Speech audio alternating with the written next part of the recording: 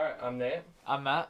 And I am Channing. And yeah, so pretty much today we're talking about how we've sort of met, sort of doing an interview about Channing. His sort of come up. Channing also makes content. He's been doing it for a while now, and we've always sort of been friends, but not really ever talking or hanging out. Yeah, like not getting super close. Yeah. Till now. So we sort of met from just mutual friends, but I feel like even before that, we just knew each other. Yeah, we knew we went to a pretty big high school, so it was pretty easy to just be like, yeah, I know that guy. Yeah. But it's hard sure. to create conversations and build relationships when you're in school. I feel like even on I don't remember. I feel like we just have a lot of interactions randomly. Sometimes, in middle absolutely, school, and it was all positive. Just casual slap up or what I'm saying. Yeah. the little head bop. Yeah, and I remember when you were doing Minecraft videos and we were really young. I was like, bro, this is so sick. Yeah, dude. I feel like that is one thing I'm really thankful about, me just kind of making videos at a young age, because it was like, yep, Channing's the video guy. I feel like I had that conception about me in high school. You know what I'm saying? Yeah, I almost said the same thing. Cause in ninth grade, I was making Call of Duty videos too. And everyone's like, oh, he makes the Call of Duty YouTube videos. And it just builds your label. You know what I'm saying? You get labeled by that so early. Yeah, we actually all did something like that. Cause I remember I made videos exposing Matt. Just do funny shit on YouTube. Just all fun stuff. And I noticed too that man, it's crazy. Just the gravitational pull of like minds, man. It's constantly just finding myself being surrounded by people with like interests and minds, and I think it's really cool, because the saying that goes, you become who you're friends with, is very, very true. Exactly. If you're getting into content, or you're hanging around the druggies, two sides of that's just how the table. it just goes. It's how it goes. Yeah. So no, I remember my friend Mark and Kelly, they would always tell me yo, you and Channing are so similar. You guys gotta talk. You think the same way about things.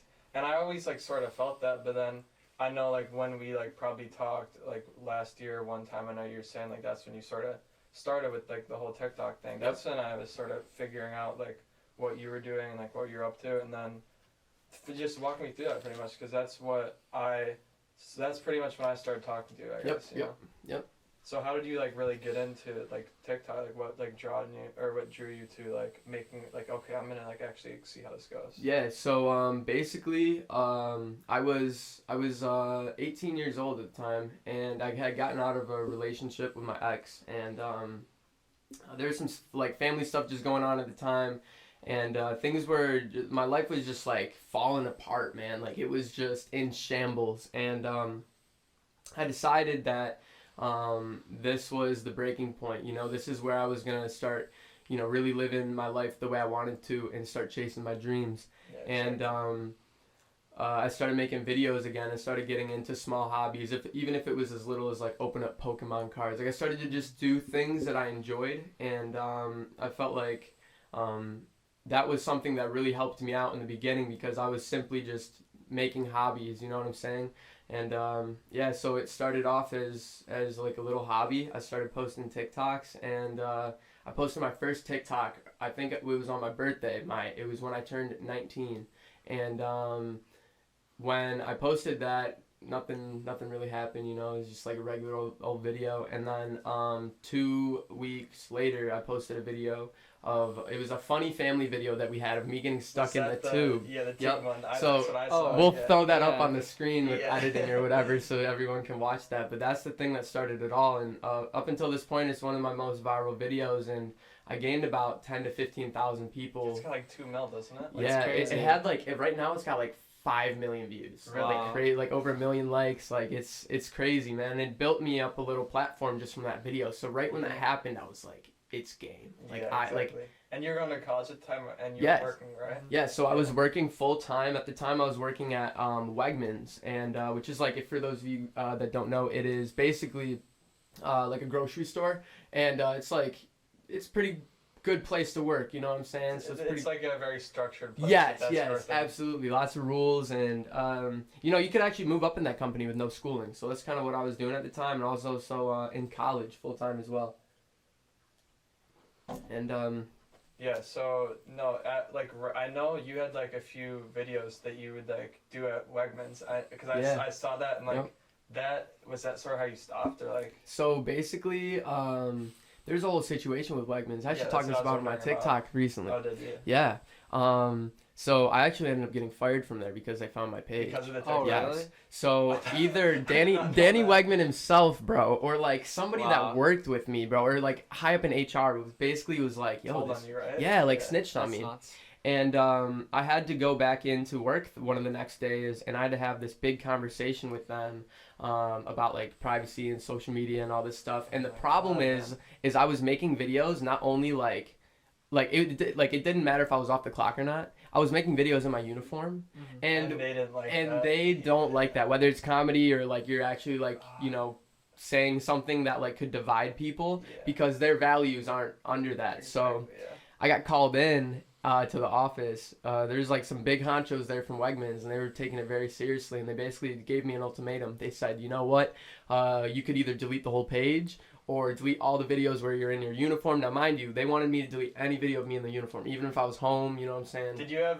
like a lot of, I'm sure there are probably a lot of big ones of that. Yeah, and like that's another thing too, is like for some reason every time I made them at work, dude, they blew the fuck up. Yeah, like I feel like there's some sort of factor to that. Like it's like, oh, he's in a uniform. Like, yeah, like funny about it. Yeah, like and I'm at work, you know what I'm saying? So yeah, after that happened, they started to catch on after probably like 3 or 4 of them blew up, and when they called me in, they basically gave me an ultimatum. They were like, you know what, you can delete your whole page, or you can delete all the videos with you in your uniform, and we'll keep you, but we're gonna keep you on a probation. So basically, they wanted me to delete my whole page. They wanted me to like kind of backtrack on all this content stuff if I wanted to keep my job there. So they told me that I could sit on it for a few hours.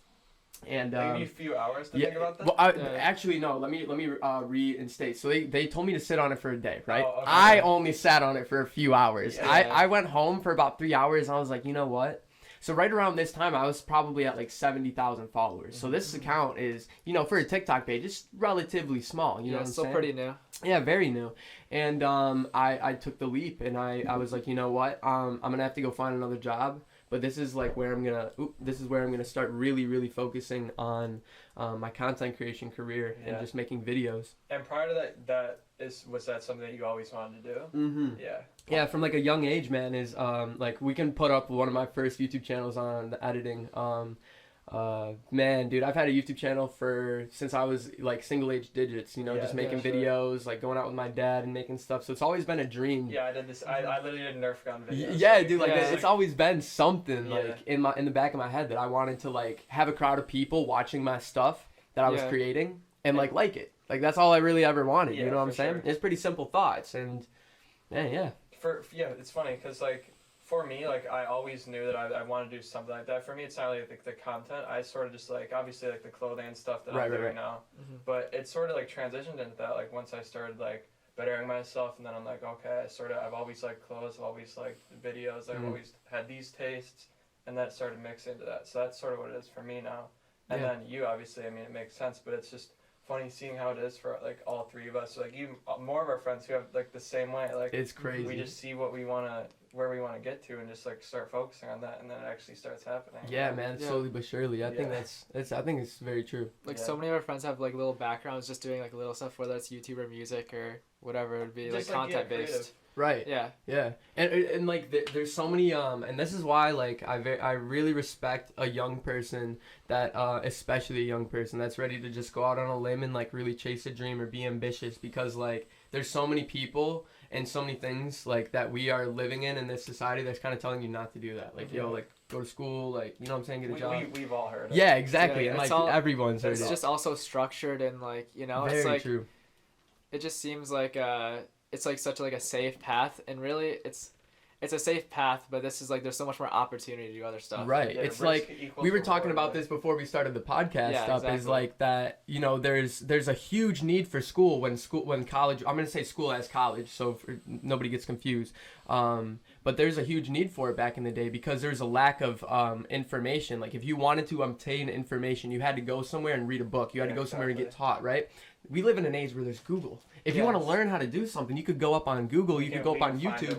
God forbid, you could, if you want to repair a car, learn how to make a video, like anything. But I feel like people are very, very accustomed to the middleman theory that I was talking about earlier, where people need to feel like they need to feel validated by especially another human with any decision that they make in life. So it's like, hey, should I make this decision? Hey, should I do this? Hey, should I do that? But like me, I've always been like in my own path where I'm just like, dude, like I don't really care what you think. I'm just gonna go do it, even if I fail. Yes, you know. It's like it's so funny to think. Like I think about a lot of like that way of thinking, and it's.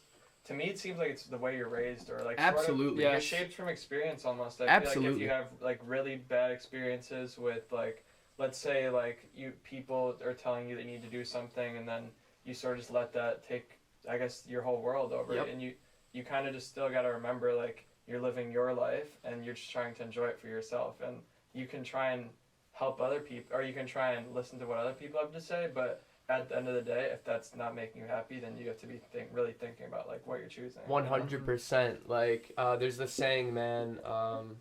What's it called? I forgot. It's like it'll come back to me later. That's how it always works. Oh my god, that's funny. Oh my god, that's fun. So yeah, like sort of like how we were saying about like the whole thing about people say that they want you to do this or want you to do this, or want you to do this or want you to do that. How do you deal with like the hate of, or even let's say it's not hate, let's say it's your parents being like, well, I really want you to do this, or like it's very uncertain, it's very this, that, because that's something that's always going to be happening, like whether or not you're going to be chasing something, or like if you're successful or you're just chasing it, like that's gonna happen either way, you know. I think that's a really good point, because when you're getting into something like this, like you said, man, it's inevitable. You're never gonna make everybody happy. There's always gonna be somebody out here that's envious of you, jealous of you, trying to put you down.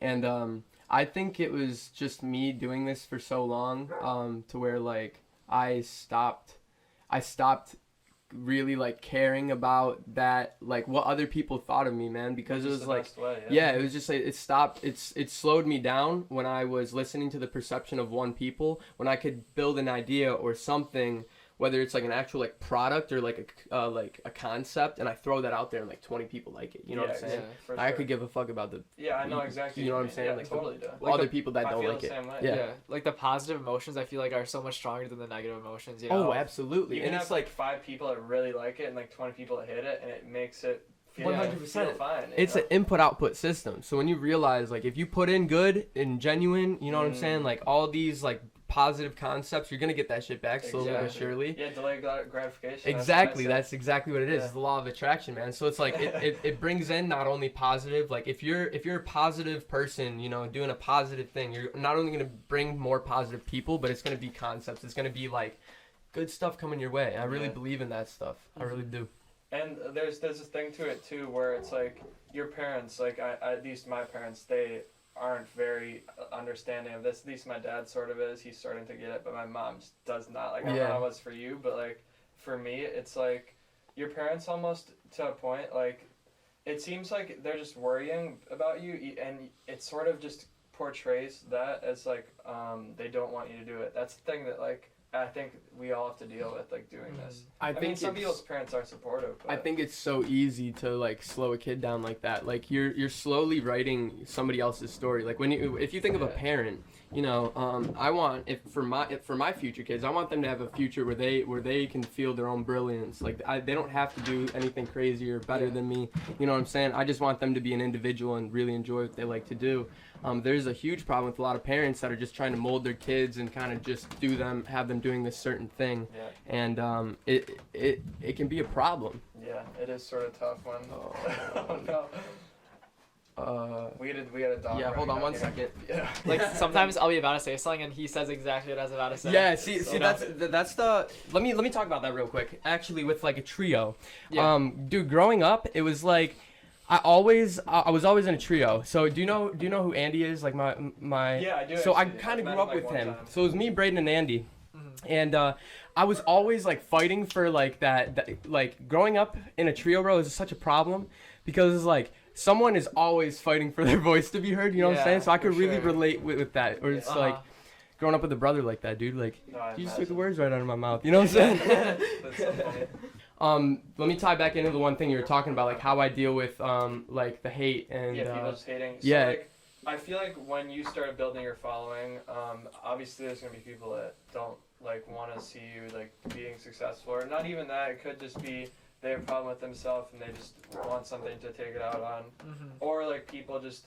Yeah, it's just people hating. So, it's like, huge, dude. Yeah, that's the thing that I see you deal with all the time, like all the accounts people make, all the shit people say. Like, I just want to like hear, I guess, sort of your thoughts on like what you do to deal with that. Honestly, man, like it's huge with just like being in your own headspace. Like you have to realize that this content stuff, you have to mold your character to, you know, be able to take constructive criticism, but also not let people step on you. Exactly. So there's a fine line where like I've just been dealing with, you know, like these haters on TikTok, and like maybe I shouldn't respond to them, but maybe I should, you know what I'm saying? Or just feeling like I should prove somebody wrong. And I feel like that feeling of trying to prove somebody wrong, you should just take that and let that like build up a rage within you. I was talking about this with Matt C the other day. Oh, okay. And I was just telling him about how like you have to take that and you have to let that motivate you instead of let that like kind of hold you back or stop you, because there's even things that I still am trying to work on, like for example walking around with a camera, God forbid, you know, I'm gonna look like a weirdo, you know, these are things that I think about, right?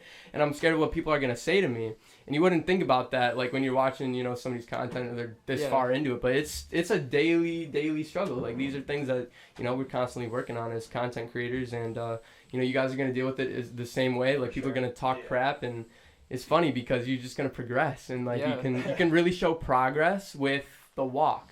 And I think that's a huge thing, is like walking a walk instead of talking a talk, because you could talk all you want, but you have to go show that, you know what I'm saying? So I feel like that's a big part of it.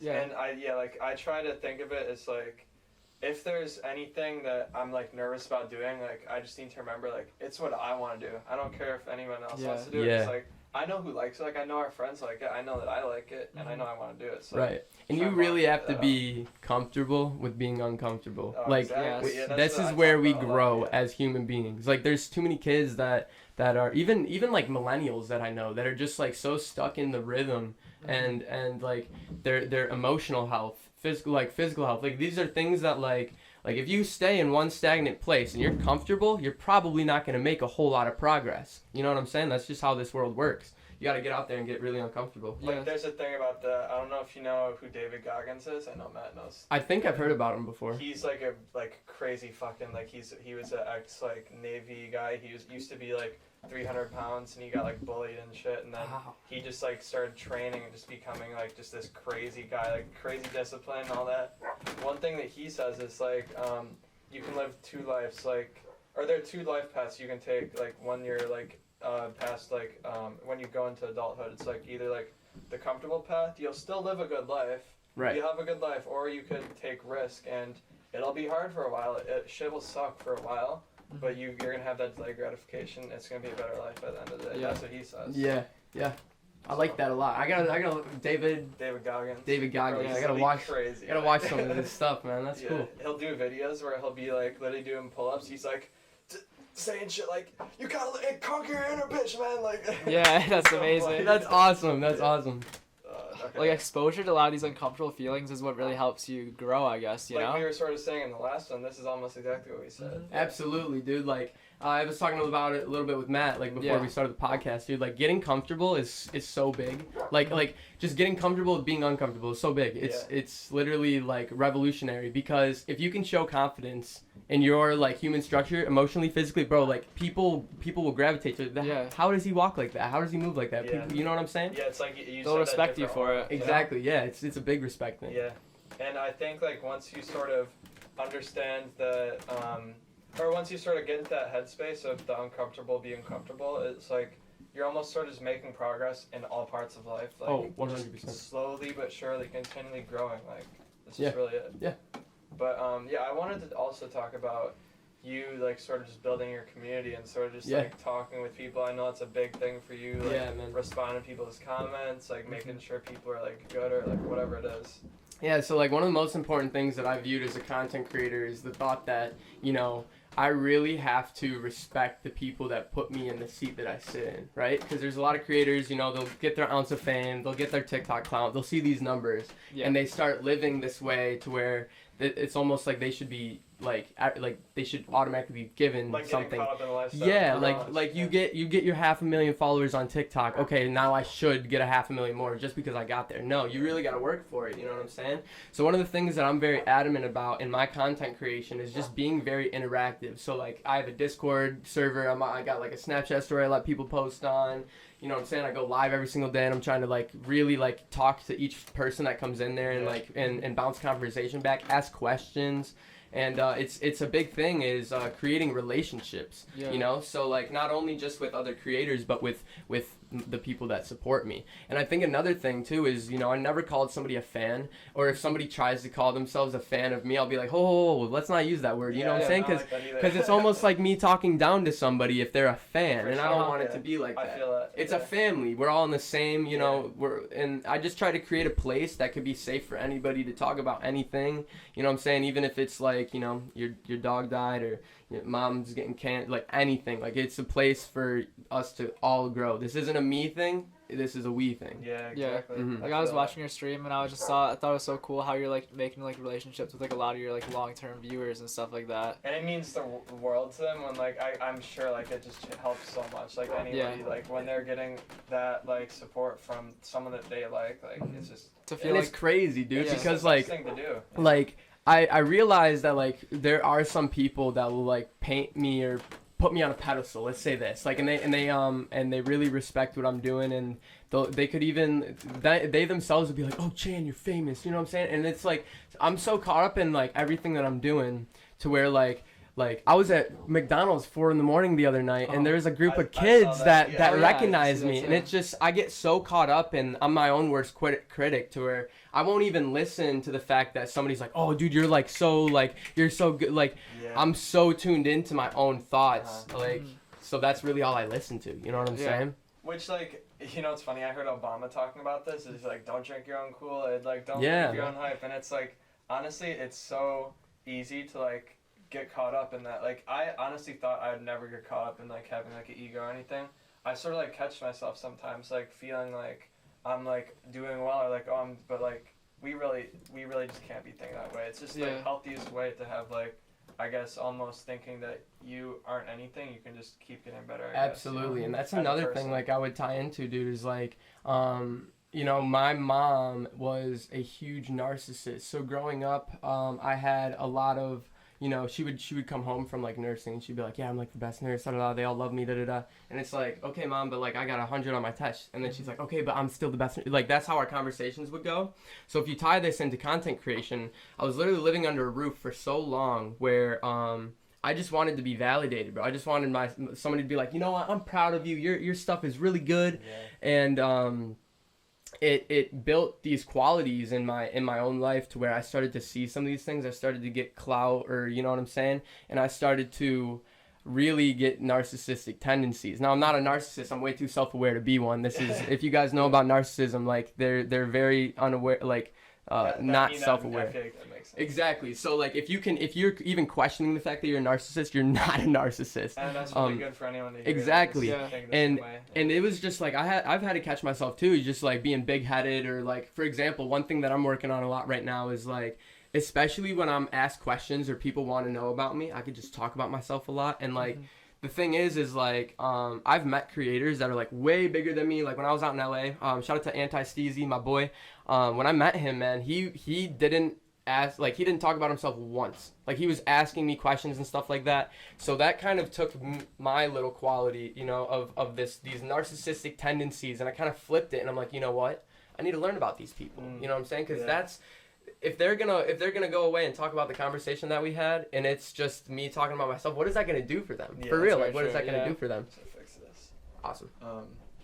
It's like all about having like a good balance, you know? Yes. Yeah. See, like one thing that I don't really remember how I started like thinking about this, but I was like, okay, I'm just gonna start making about other people, asking about other people, because like everyone wants to talk about themselves, and like what people remember from a conversation is like they say it's like how you made them feel, rather than like what you're actually talking about. So like that's what I try and focus on. Absolutely. And like people just end up like feeling so much better around you, and they'll like appreciate you more. It's just like sort of a great And they'll thing open to do. up. Yeah. And they'll really share like experiences with you because you're not trying to belittle them. You're trying to learn about them and create a relationship. Like that is so big, bro. And that's It's like just a healthy way of life. it bro. really is. And like when I caught myself, you know, kind of building this ego, it was something that I was like, whoa, slow down, little guy, slow your horses. Yeah. See, you know what's funny? It's like, I think sometimes people associate ego with like the choices you make or like making it really obvious, but like, I feel like it can only be like in your heads at points, because I feel like I would be like, oh, it's my bad, bro. I'm being kind of like cocky or whatever. And they'll be like, what? What are you talking about? Yeah. And I'm like, no, I mean, I feel like I'm just not being how I should. So like, it's sort of weird sometimes. I feel like you can sort of only, you're the one noticing it, and it's kind of just only harming you. Right. You know? I feel like everyone interprets like ego differently. Yeah. Like actually for my final project for English, I did like a paper on ego and whatnot. That's huge. Yeah, and it was like really cool because I like did like a bunch of research on stuff, and like the way like a bunch of articles, they all put it differently, and it's kind of like up I to didn't you know what you you think did that. ego is. Yeah. That's really cool, bro. So it's like so like it's a very interpersonal feeling what an ego is. So it's like Yeah. my That is perception of very an true, ego yeah. is that's really cool. Interesting. Damn. Yeah. Wait, when did you do that? So it's the first semester. Oh, really? Yeah.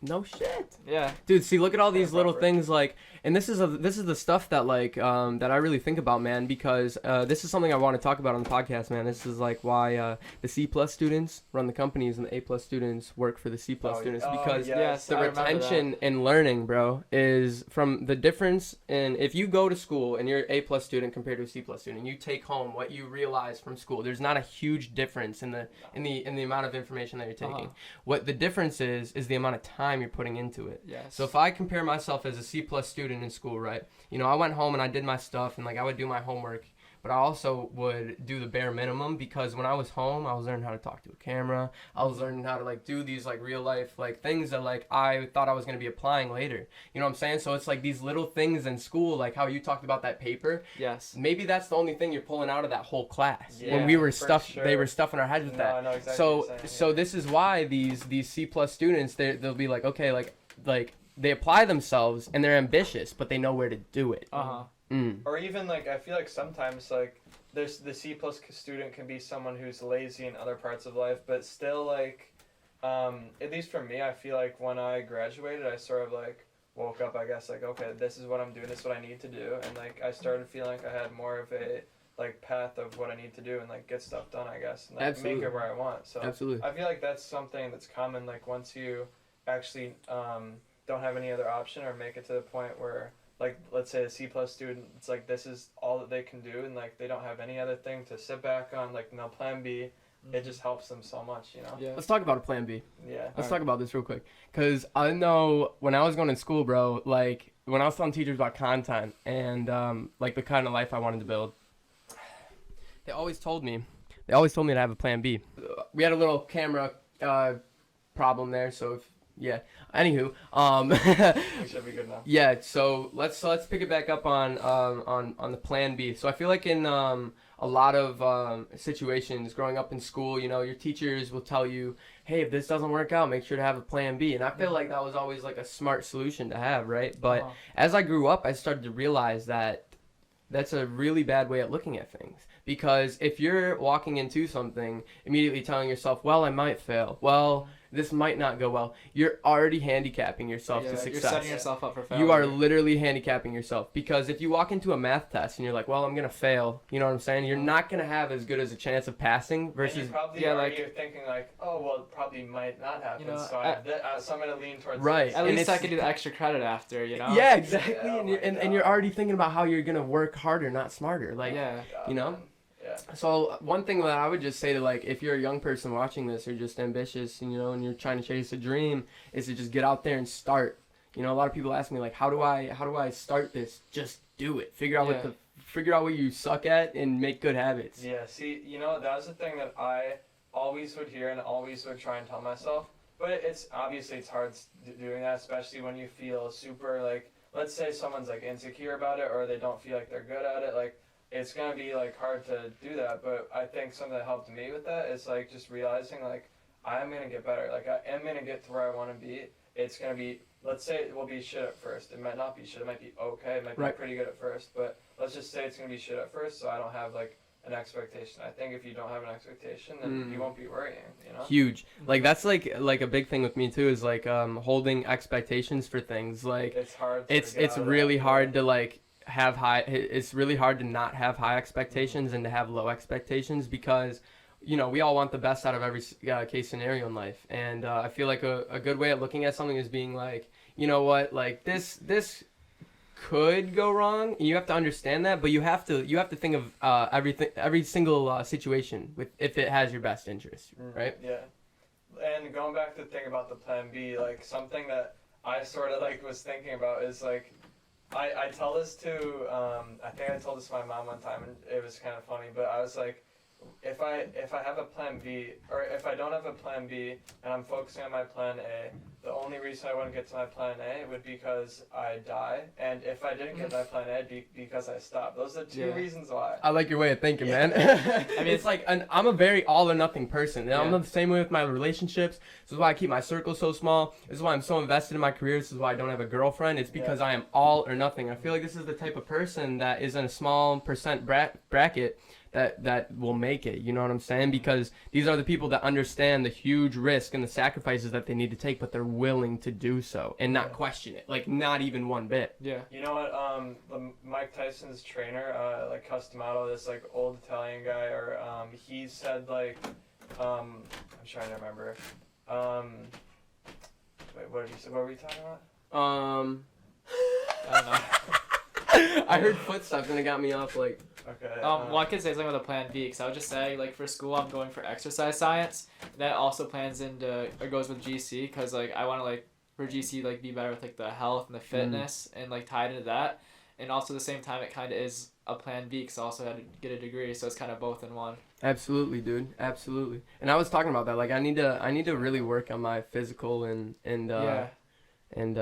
emotional health, which is huge. Like, you need to create a balance for yourself. You just have with to content, it's one of those things where you just start doing it, and the starting is hard, and after that, it starts to go smoothly. Yeah. Oh, actually, I remember what I was saying. So he was saying like, you have to do the things you hate, but do them like you love them, and like that's what the true champions are gonna like be doing. And like, it's sort of hard to build that mindset, but it's just something that if you start small change by small change, it'll start like exponentially. Absolutely. You know? And that's something that like I would like to talk about as well, is like as something goes from a hobby to a job, is something that people don't think about. Like, there is always going to be parts of something you love to do that you don't like to do. So for example, like, you know, I don't like to sit at a desk and edit for 8 hours because I'd like to go out and like experience my life, but that's part of this, you know what I'm saying? Or else you're dumping money and having somebody else do it for you, or whatever that looks like. But there's a lot of that, yeah.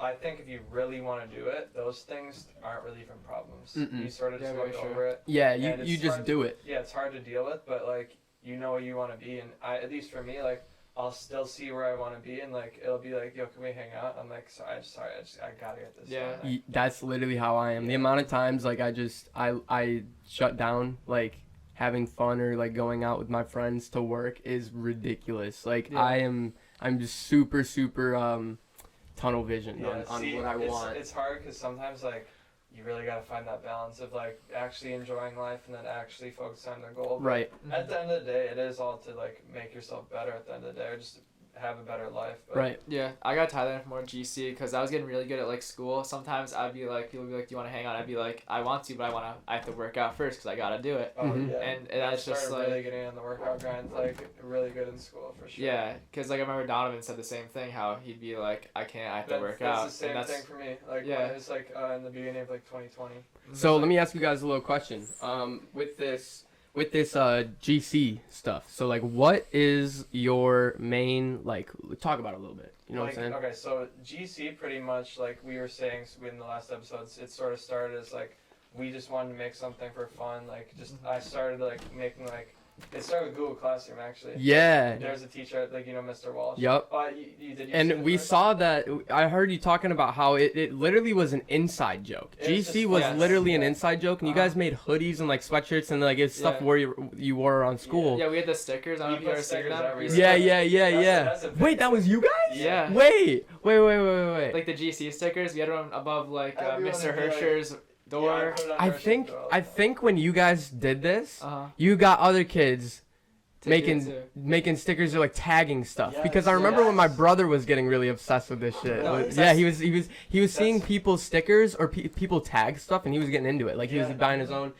For example, like his little he has this thing that he was tagging Gen Z. That was like his thing. You know what I'm saying? But it was just I think it was just no. Because I remember Ian was telling me that some people were doing the same stuff. They were making hoodies and stickers just because we did it. Yeah, it's actually kind of crazy. Like I didn't even think of it like that. But back then, like it was literally straight fun. Like I did not even think that we'd be able to make it as like a business. And then like we sort of just like didn't really focus on it for a while, but like it was sort of just a back thing. Like it's still us, but we just had that one night where we really all talked about and focused on it. Even before that, so like leading up to like summer after graduating, we started just before that. Like GC wasn't really focused. We just didn't like where we were really. I mean, we still were like doing fine for the most part, but like we just wanted to get better, so we started focusing on working out. That's what I did. That's what Matt did. Because we had a friend, Donovan. Donovan Metz, right? Donovan yes, I love that kid. He's awesome. That's our boy.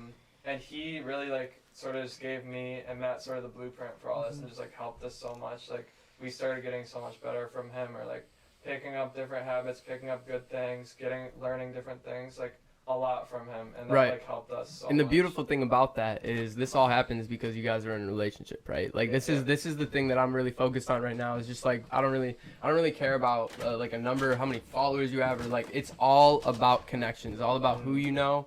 Yeah, so Donovan really helped us out with just sort of getting on this whole mindset, and then I started realizing like I was really making a lot of progress, and I was really liking where I was, and I started to sort of get back to like realizing like like a GC, it's sort of like coming back, sort of like becoming more of a thing, and I started focusing on it more and like thinking of what I want to do, what content I want to create, or if I want to like build this into something. I've always been into clothes. That's something that I knew I was gonna like always do, but I didn't know how it would like manifest itself. And then I started realizing like, okay, like GC is like really it. That was like right after graduating. We had a night where Everything just clicked. It's sort of exactly. It's crazy how that works, because I could say that in the same wavelength. I'm on the same page as that, because there was like a certain night where like everything in my life was just so shitty and so bad, where I was just like, you know what, it's time to just start working on myself and like pushing this idea. That night just clicked. It was me and him and Mark and Kelly, crazy. And we talked from like maybe like midnight all the way to like 7 a.m. And we were just like, straight. This literally happening. Yeah, it's literally happening. Yeah, it's real.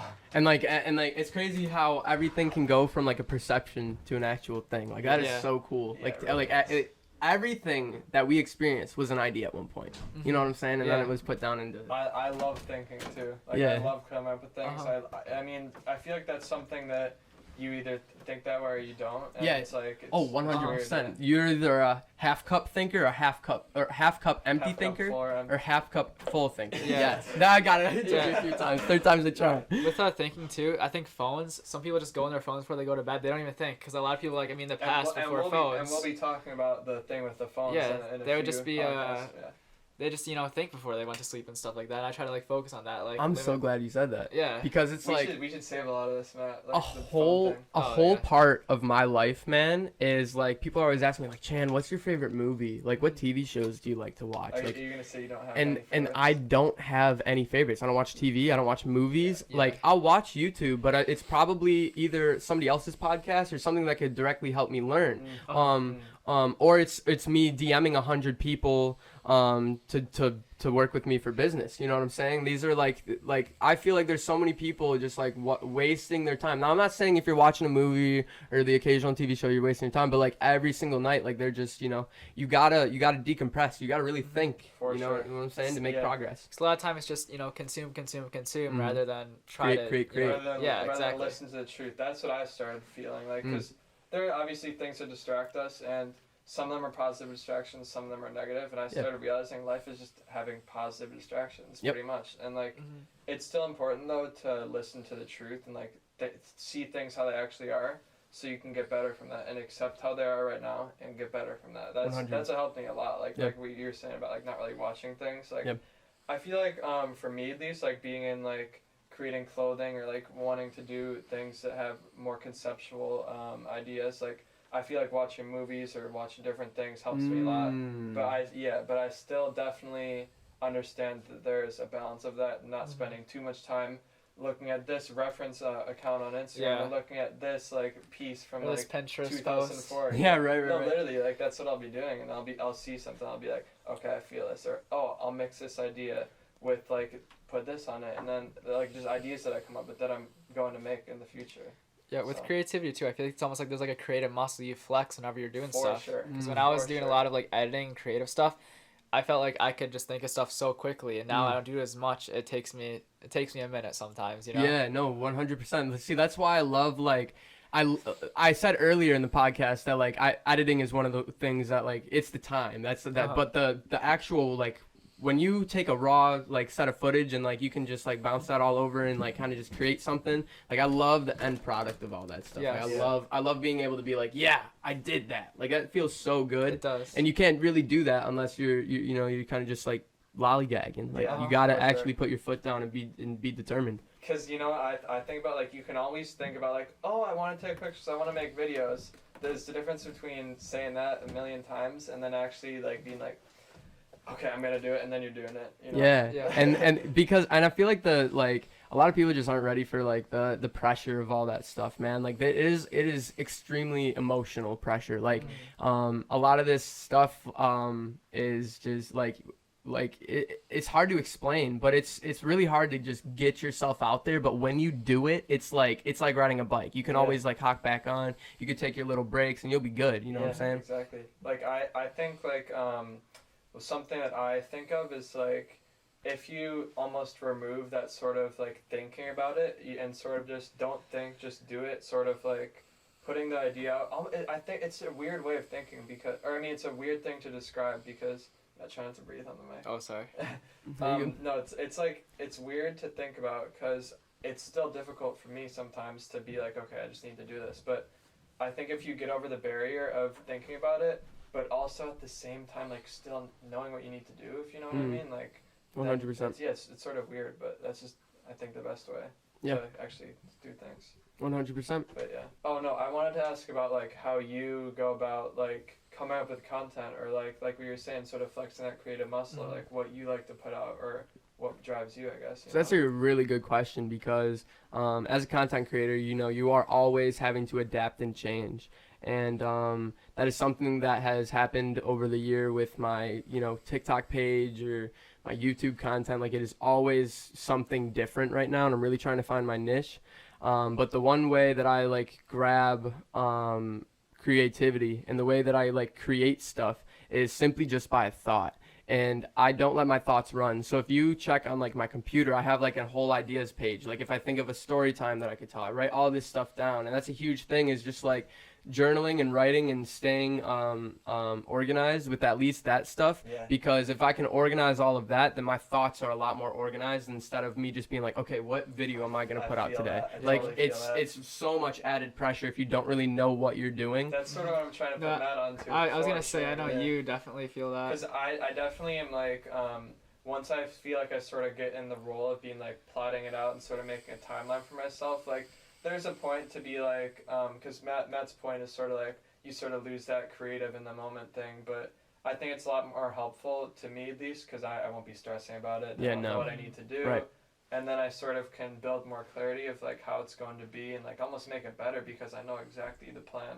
And like sort of I feel like when you define it, then you can sort of build it up more instead of just almost creating it in the moment. Absolutely. That's what I think. And that's another thing too, is like any viral TikTok video that I've had, any video that's done really well, especially on TikTok, like I was not thinking about it. I didn't go over it. I didn't edit it extra. Like I kind of just picked it up and I posted it. And that's the part that really made me realize that it's that thing you said earlier, just do. Don't think so much. I'm not telling you to not think before you do something, but don't overthink anything. Kind of just think about it and do it, and then just leave it in the past. Because like yesterday I had people on my stream laughing about one of my TikToks, and like I completely forgot that I even posted it. Like I literally just like say stuff, I post it, done. Like it's just on to the next, on to the next, on to the next. Yeah, honestly, I notice like when I think about stuff a little too much, then you'll end up being like building an expectation for it, sort of. You know what I mean? Like being like, oh, so this is exactly how it's gonna be, and then it's not exactly like that. Like you start overthinking. Yeah, exactly. Sometimes you just like.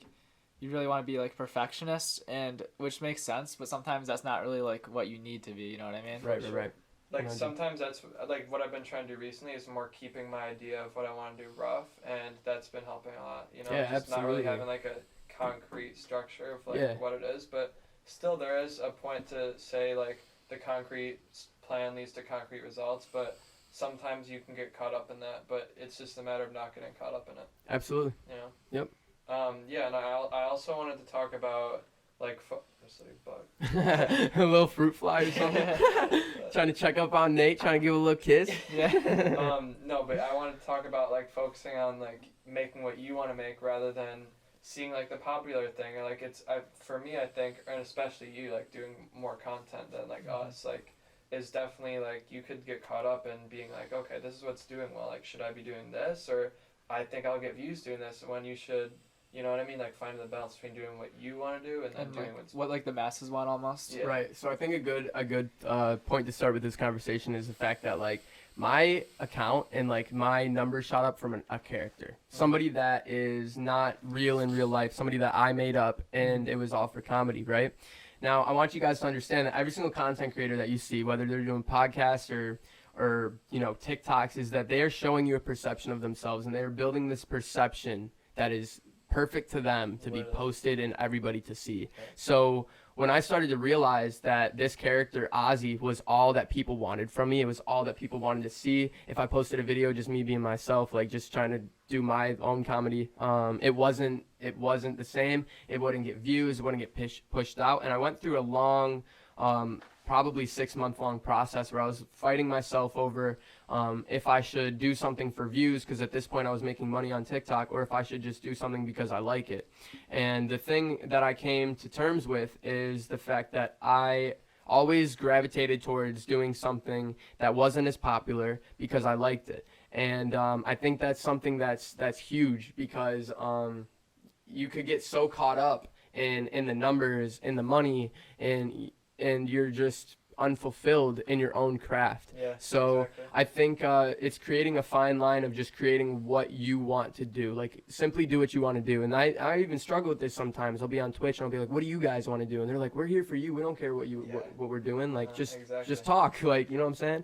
So yeah. Yeah, Young Lean actually said something about this, like that I like sort of used to help me a lot. It's like, if you're making what you think people want you to put out, you're just guessing at that point. You know, you don't fully know what they want to make. So that's why it's like important to just do what you like, because people like it because you like it. Yeah, you know what I'm saying? That is really good. Maybe not even like the original fans, but like people that really get the message will get it because it's really genuine. Yeah, absolutely. And I even think that about making clothing, because sometimes I'll be like, oh, should I make multiple colorways? And obviously I haven't like sold clothing yet, but like I've been planning a lot of things that I want to put out, and like I think about before asking someone's opinion, almost being like, what would I wear? Because that's pretty much like what I think will probably do the best. Right. Yeah. I like that. That is a really good way of putting that. Yeah. That is a really good way of putting that's really that. Cool. Do you have anything else to want to talk about? Let's see here. Let me ask you guys some questions. So, I think I asked you this, but in a year's time, like 365 days, where is your ideal position? Where do you want to be? What would you have liked to, been successful at? Where do you think you will be? Yeah, honestly, like I try to not think about too much. I try to think like almost in the span of like the long term and not try to worry about that too much. But to try and like think about that for me, I would honestly want to be around like building a following and just having sort of a group that likes what I put out, and almost like selling clothing at that point, of course, because that's really like what we're So finding your group people, like your base, like a couple thousand people. Or that's honestly boom. all I would need, like a few thousand, like just building that like cult support group, people that like us. Yeah, people like that all share diehard these people. interests. Yeah. People that just like we like, and just like not really that we like, but I mean like are most able to relate. Yeah, that's what I mean. Huge. That's exactly because I feel like a lot of kids are gonna be watching this. Are gonna be around like high school, probably middle school, like college kids. You know what I'm saying? Like, and I feel like it's huge because there's not a lot of people that are younger doing like. It's usually it's the old heads. It's your Joe Rogan. Yeah. It's your if you know what I'm saying. You guys just gotta keep pushing, man. That's something that I want to try and bring. It's like the more like wisdom and more older way of thinking things at like 18. Obviously, I don't want to say that like condescending. Yeah. But like I mean that's really my goal. Like that's really what I want to be. Is like the sort of person pushing like the real shit, like the really just good vibes, I guess. But it sounds kind of funny saying it like as for like 18, but still, I guess. I want to also reinstate what I said to you earlier about like where I want to be in about a year. Is I just kind of want to be like more confident just doing what I'm doing with content, and not even content, just overall, and just be like confident with posting and just like hearing my own voice and just putting out the content that I want to put out, Yeah, because I know, Matt, you've been saying like that's sort of been a thing. Like, I've slowly been getting over that. I definitely did not like really want to like do like the content, I guess, but as I started getting more confident, I started feeling better about it. And like recently I feel like it sort of went down a little bit, but now I started feeling better, and you just like keep pushing, it will always get better, Absolutely, 100%. But I agree with that. Like I didn't post ever on Instagram until about a year ago, and because I was just like nervous too. And then when I did, I got so many positive comments and like dude, and it's like good stuff from it. You don't realize who's actually rocking with you until like they really open their mouths, or like that's another thing that I'll tie into what we were talking about earlier. Like sometimes I'm like so caught up that like people build me in this, like put me in this high seat, you know what I'm saying? And I don't really think of it like that too much. So like when things happen to where like I'm noticed in public or this or that, like it's like whoa, like this is real, like holy shit. Sometimes it doesn't even register. Yeah, no, and you're just like I'm just like what the how? And like it doesn't make sense to me, But this is the direct effect of like the things that that I've been doing the past year. Just like I've been so plugged away in tunnel vision to where I don't even look to my right or left if people are watching. I don't, you know what I'm saying? It's just like, just doing what I like. Yeah, like going back to the thing about like where we want to be, like what I really like, Matt and I like definitely have like I'd say like different tastes and things, or a lot of different niche. Really good to have. Though. Yeah, it's really good to have. I like sort of think of it in the sense of like we're mixing the interests that we have in, let's say, health and fitness with our interests in like clothing and fashion and music, like almost full contrasts. Like you wouldn't really associate working out with listening to the type of music that Cool. So basically, I think this is kind of like the end of the podcast here, wrapping things up. But I want to say thank you guys for giving me this opportunity and making this work. You know what I'm saying?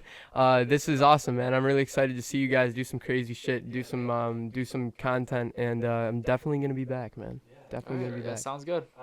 So if you guys, people are probably already following you, but his TikTok is at Channing T. Your stream is Channing T. Channing T TV. Just had a TV at the end. Everything's you just look up Channing T.